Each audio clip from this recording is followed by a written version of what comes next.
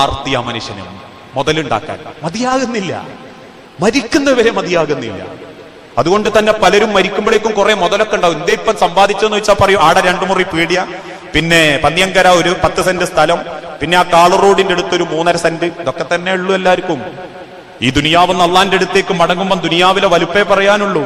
പിന്നെ മക്കളെ പഠിപ്പിച്ച കഥയും മക്കൾക്ക് ഉണ്ടാക്കി കൊടുത്ത കഥയും, മൂത്തോള് M.Tech ആയിരുത്തി, രണ്ടാമത്തോള് MC ആയിരുത്തി, മോൻ പഠിച്ച് പെണ്ണും കെട്ടി നല്ല തറവാട്ടെന്ന് മൂത്തോന്റെ മോക്ക 10 A+ കിട്ടിയത്, ഇളയോന്റെ മോളപ്പ അൽഫിത്തറെ പോയി 10 സൂറത്ത് കാണാണ്ട് ചെല്ലിത്തരുന്ന്. അൽമാലു വൽ ബനൂന സീനത്തൽ ഹയാത്തി ദുനിയ. പലർക്കും പറയാം മക്കളെയും മരിയക്കളെയും പൈസന്റെ കണക്കേ ഉള്ളൂ റസൂലേ. അവർക്ക് അള്ളാന്റെ അടുത്തേക്ക് കൊണ്ടുപോകാനുള്ള പാപത്തിന്റെ കൊട്ടയാണ്.